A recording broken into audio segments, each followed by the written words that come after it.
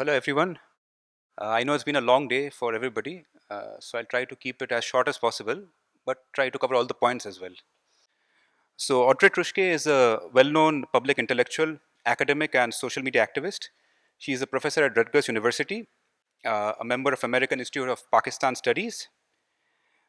She's a key driver of the Hindutva Harassment Field Manual, which is ostensibly meant to protect people from attacks against Hindutva. She has received numerous accolades and grants for her contribution to South Asian cultural and intellectual history.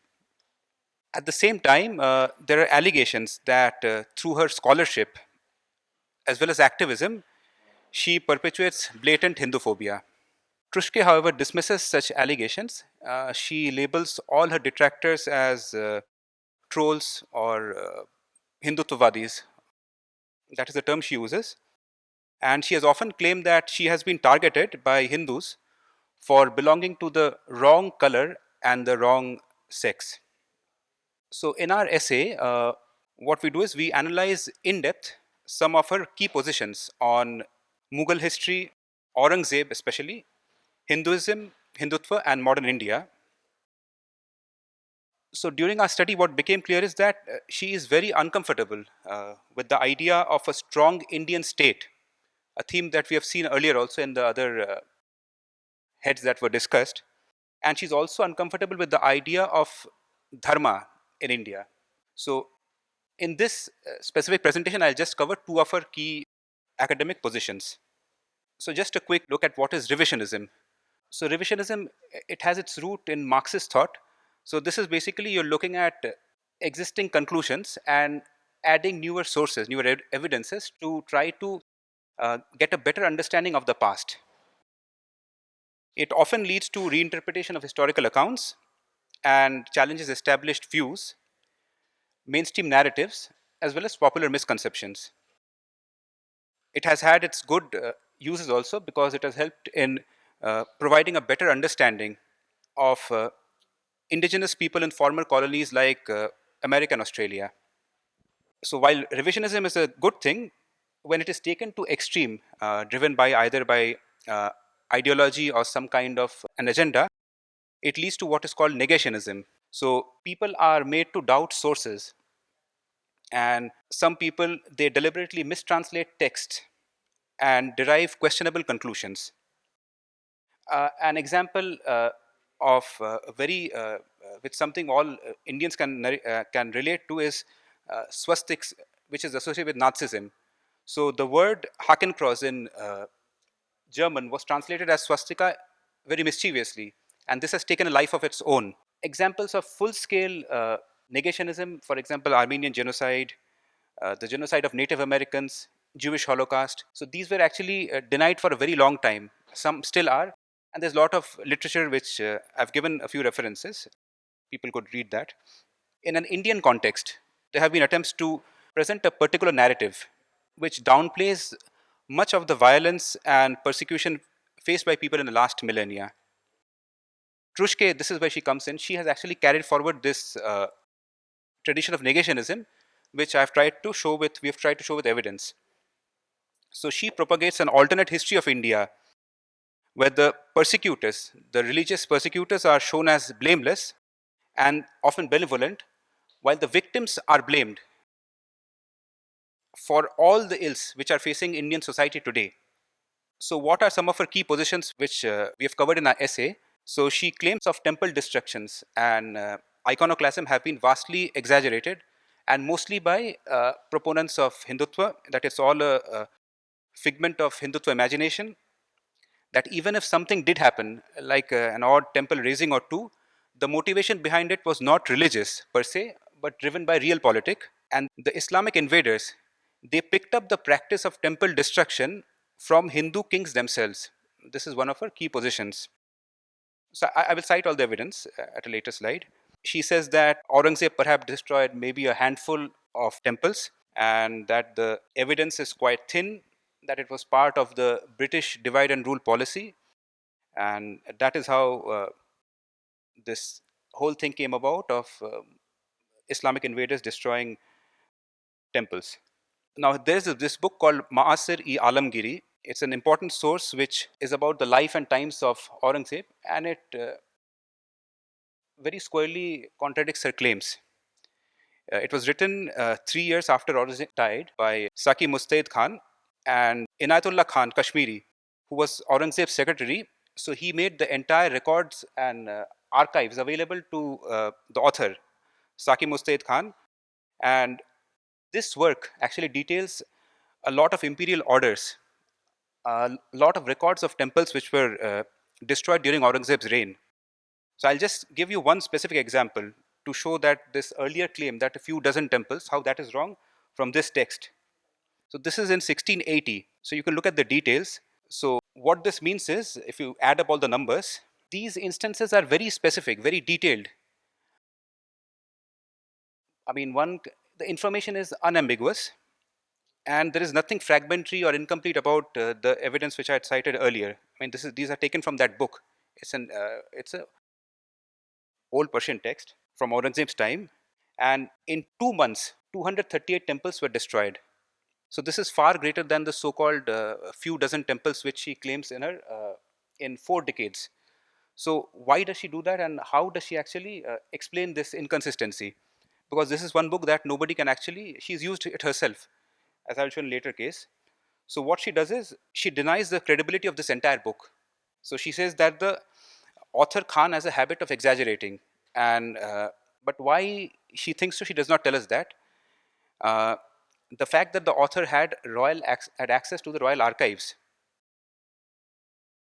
and state archives, yet we are asked to believe that he made up all these very specific dates. Like, if I'll just go back to the slide once again, you can quickly see he's given the exact date on which day, how many temples at which place. So we are asked to believe by Truschke that all these are figment of this author's imagination. If we refer to the work of Jadunath Sarkar, he had pointed out very early on that while it is true that many of these work have effusive praise for their rulers, in terms of facts, they are quite accurate. We cannot deny the factual matter of these texts, although we may be dismissive of the language used and the kind of effusive praise given. But while she dismisses this book on one hand, from the same book, she picks up one specific example to buttress her case that temple destruction was actually a very rare thing. I've cited that example. So on the one hand, she's dismissing the book when it comes to temple destruction, but same book she's using to use her claim that no, temple destruction is actually very rare. So this is an instance probably of cherry picking evidence to suit her specific narrative. The second point that she talks about is iconoclasm, which is basically religiously sanctioned murti destruction or idol destruction. So her thesis is that temples were essentially political structures. That is the thesis. And hence, when temples were destroyed, they were politically motivated destructions. In fact, it were the Hindu kings themselves who looted and defiled images of Hindu deities. That is the thesis. They destroyed each other's temples routinely and even commissioned poetry to celebrate such destructions. In fact, she takes this thesis forward, and says that when Muslim invaders came to India for the first time, that is how they picked up this practice of destruction of temples and raising the idols. So, what she writes is, so Aurangzeb followed suit in considering Hindu temples legitimate targets of punitive state action. So she's moved everything from the religious domain to a matter of polity or state politics. Now that has been taken care of, so we have to come to the part about Brahmins, because without Brahmin, a little bit of Brahmin bashing, this entire analysis is not complete. So she now blames Brahmins themselves for being responsible for temple destruction. So how? The logic is that the greedy Brahmins, I mean, you can see the quotes in the chapter I've shared, they were teaching false texts, false books in the temples. And Aurangzeb actually felt very sad that the greedy Brahmins were misleading the other Hindus, the so-called lower castes. And out of compassion, he destroyed the temples associated with those Brahmins. That is her thesis. There's actually no evidence for these things, but that is what she claims. So, like I said, Hindu iconoclasm, it's an oxymoron. So yes, there were a few instances of Hindu kings taking away deities. It has happened before, but they were not destroyed. they were consecrated with great pomp and ceremony in the other kingdom. So it was precise opposite of idol smashing. On the other hand, the iconoclasm that we see during the invasion of whether it's India or other parts of the Middle East, they were actually driven by religious reasons completely. An example is if you know this iconic image, Bamiyan Buddha, before and after. This has happened within a lifetime. So there's absolutely no evidence that it was the Hindu kings who taught Muslims how to destroy murtis. These are based on various studies. I've cited the sources that a very systematic study of numerous texts have not shown such an evidence. In fact, many of the Islamic chronicles, in whether it's mostly in Persian, they're extremely proud that they're following the religious tenets while destroying temples. Now, Malogna will carry the discussion forward. So on the Ayodhya judgment, Truschke has in fact authored an article post the judgment from on the Ram Janmabhoomi case, showing very little understanding of either the Indian judiciary or even the entire matter at hand.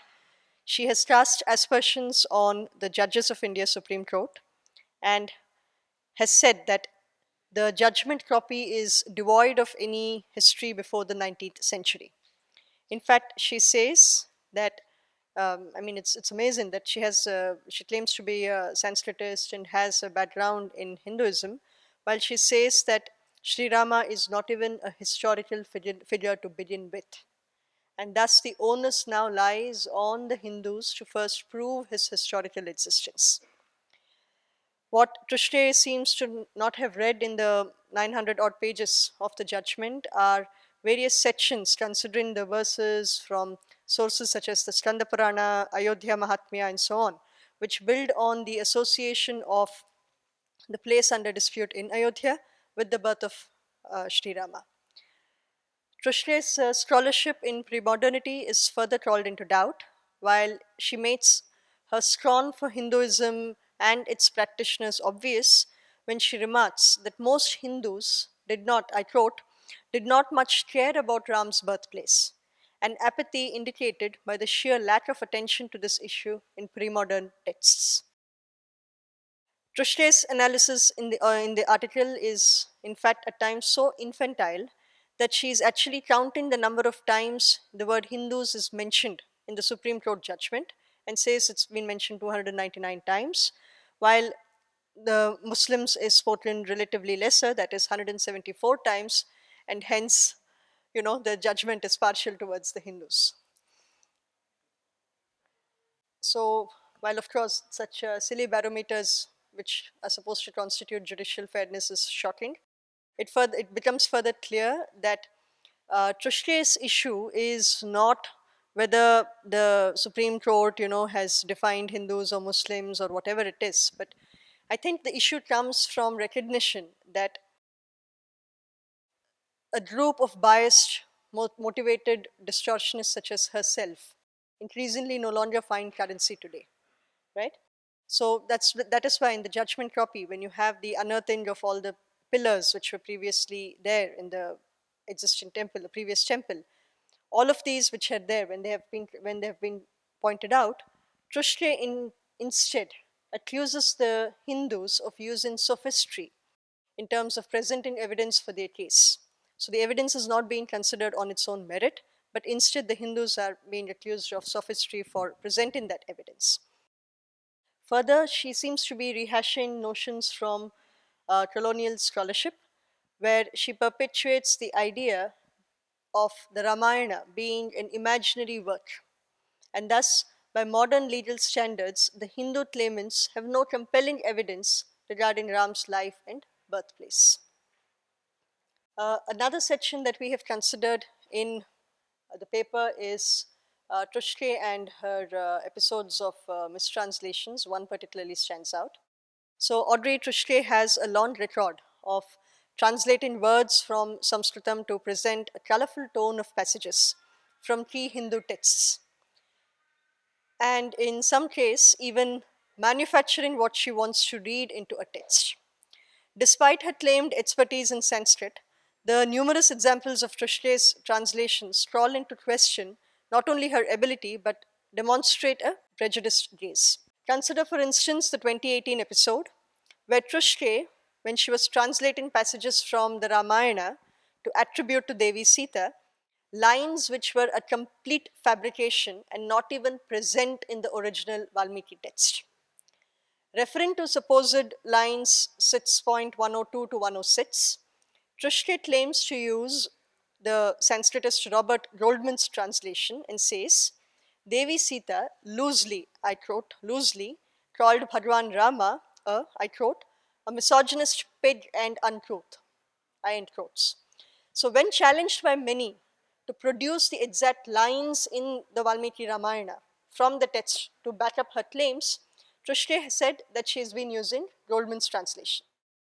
When a concerned reader, in fact, Mr. Venkat Vaikuntha-Narayanan, reached out to the Sanskritist Robert Goldman himself with Truschke's claims, Goldman wrote back, clearly refuting any such interpretation of the text in his work. In fact, he said, what Truschke has done was translate the text in ways that suited her agenda and attributed it to the authority of Goldman's work for credibility. Goldman's quote is on the slide, exactly what he said. He says he found it extremely disturbing, but perhaps not unexpected. Despite Dr. Goldman's clear rebuttal, Truschke neither withdrew her statements nor issued any correction. In fact, even Nityananda Mishraji, who is another Sanskritist, has also provided a detailed analysis of this episode. And Truschke's tweets on this matter remain on her account to this day. What Truschke did instead of issuing a withdrawal or a correction was portraying herself as a victim in this entire episode. And she's the victim apparently from the hatred and abuse which supposedly Hindus showered on her by pointing out the truth.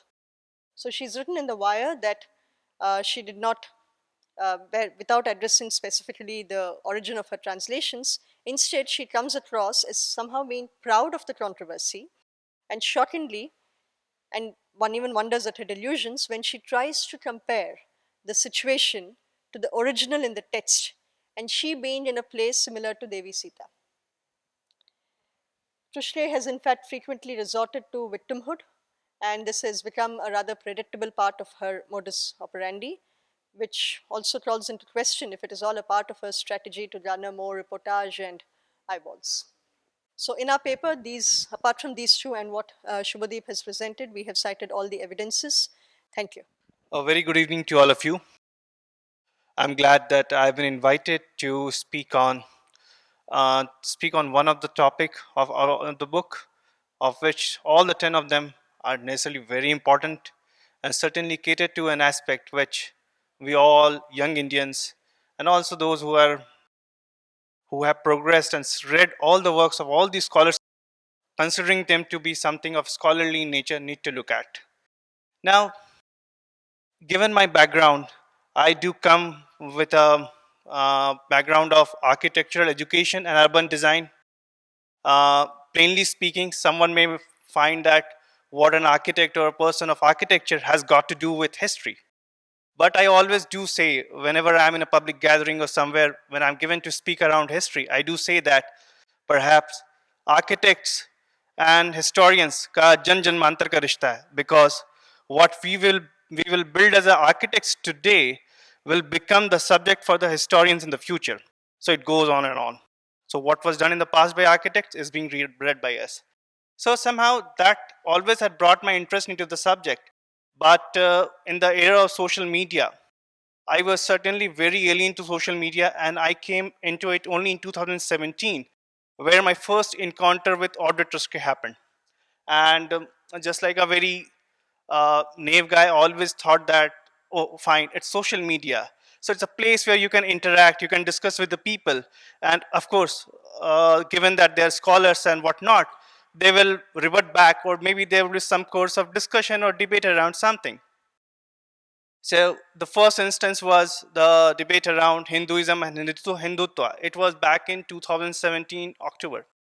She wrote a detailed thread explaining that how Hinduism is different from Hindutva, and that narrative is somewhat very much perpetrated into all of her literature. When you right now, I was also going through the chapter on the Audrey Truschke, and I found that the authors or editors have certainly gone into detail to explain that how her agenda uh,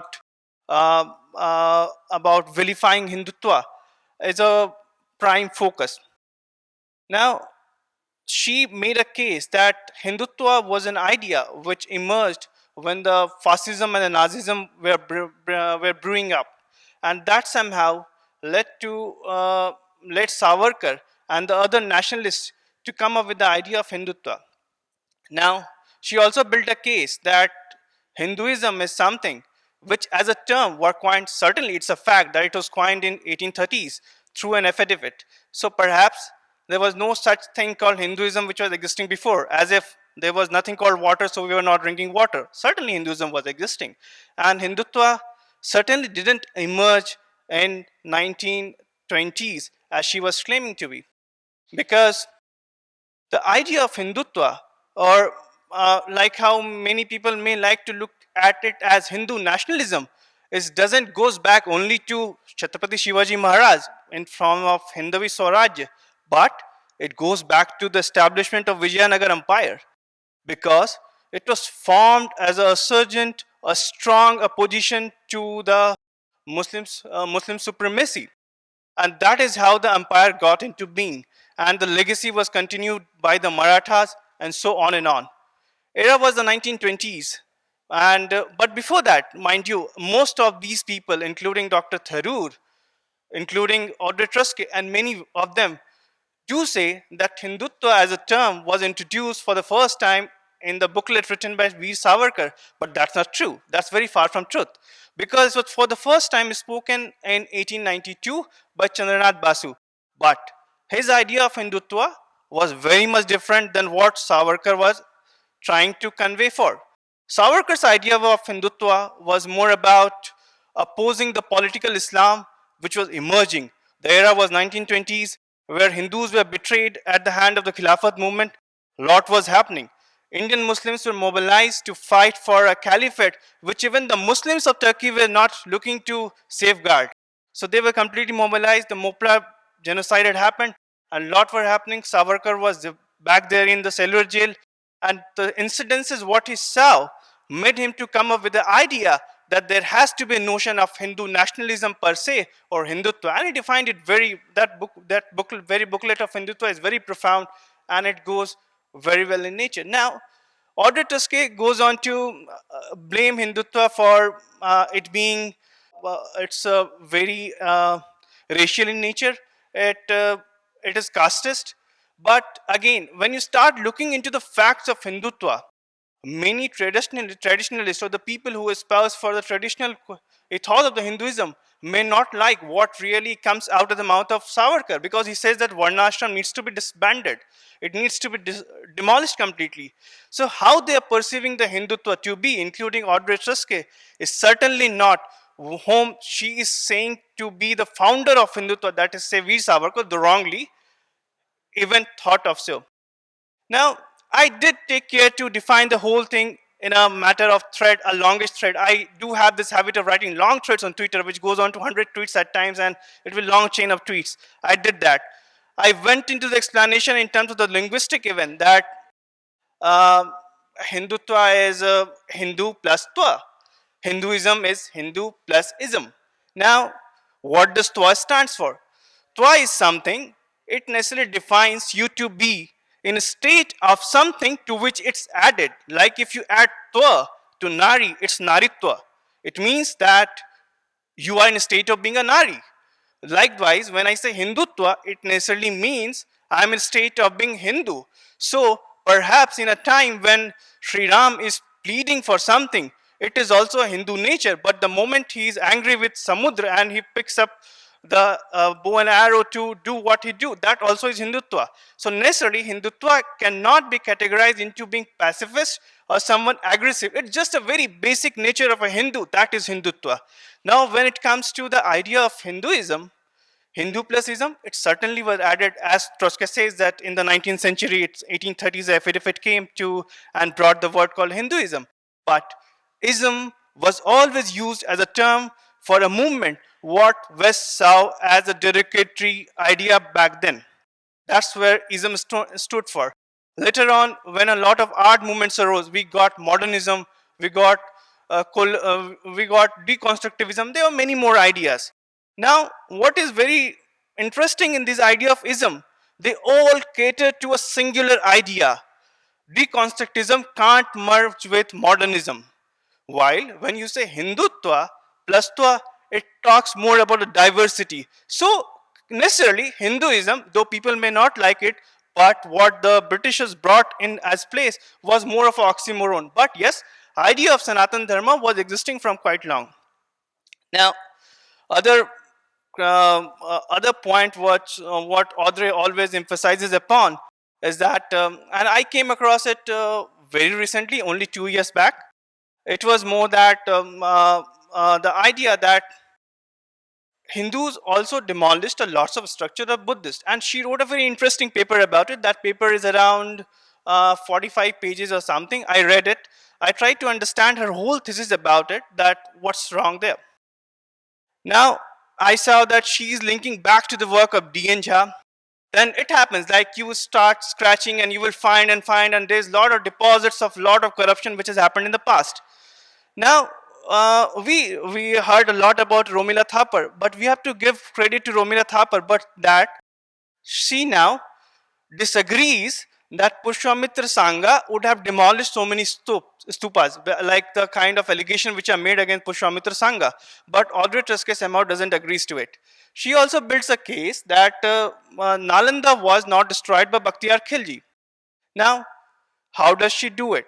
While I was going through your chapter, you have posed a question that she's saying that the narratives given by the Islamic chroniclers are not something which you can trust upon. They can be exaggeration.